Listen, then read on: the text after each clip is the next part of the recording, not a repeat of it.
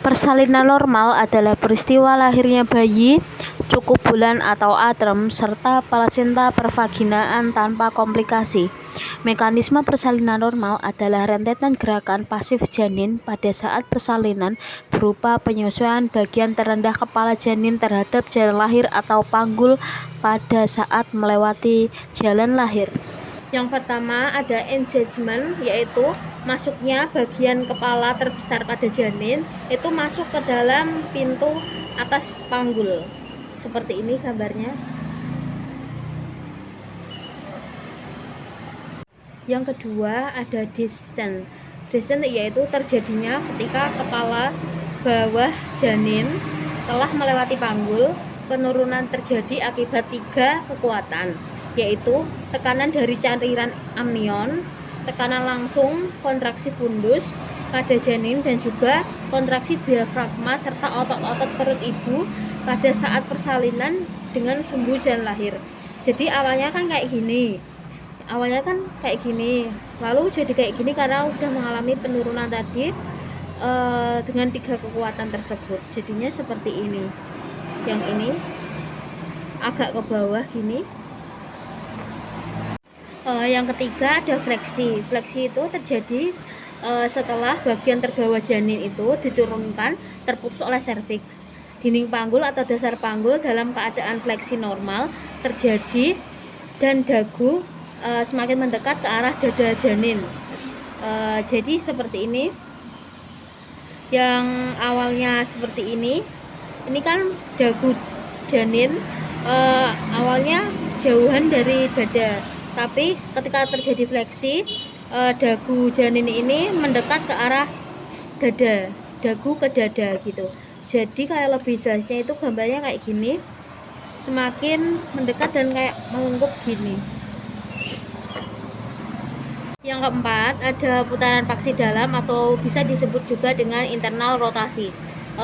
Putaran paksi dalam ini dimulai pada bidang setinggi spina ischiadica. Setiap kali terjadi kontraksi, kepala janin diarahkan ke bawah lengkung pubis dan kepala berputar saat mencapai otot manggul. Jadi lebih gampangnya, jadi ubun-ubun yang awalnya di samping bisa menjadi ke depan atau ke tengah. Jadi awalnya kayak gini, seperti ini, lalu mengalami putaran paksi dalam, lalu ubun-ubunnya ini jadi ke depan kayak gini, jadi mengalami rotasi di dalam. Yang selanjutnya yaitu yang kelima, ekstensi. Ekstensi yaitu saat kepala janin mencapai perineum, kepala akan defleksi ke arah anterior oleh perineum. Mula-mula oksiput melewati permukaan bawah simfisis pubis, kemudian mengikuti sumbu jalan lahir akibat ekstensi.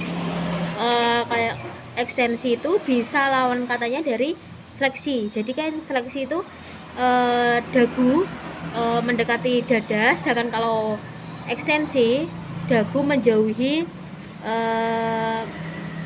dada. Jadi gambarnya kayak gini, awalnya yang seperti ini, lalu mengalami ekstensi jadi kayak gini, kepalanya itu lahir jadi dagu menjauhi dada kayak gini, kepalanya udah lahir.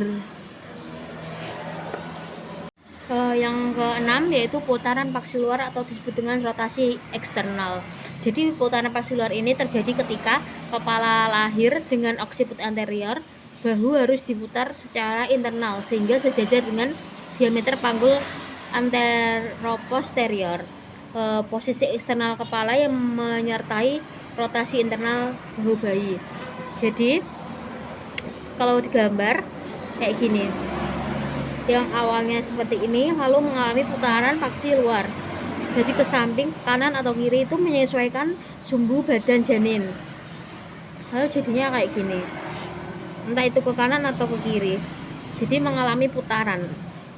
Yang terakhir ada ekspulsi, yaitu setelah bahu janinnya keluar, kepala dan bahu diangkat ke atas tulang pubis ibu dan badan bayi dikeluarkan dengan gerakan fleksi lateral ke arah simfisis pubis. Jadi awalnya kayak gini, lalu kita angkat seperti ini, lalu dilanjut dengan sanggah dan juga susur seperti itu.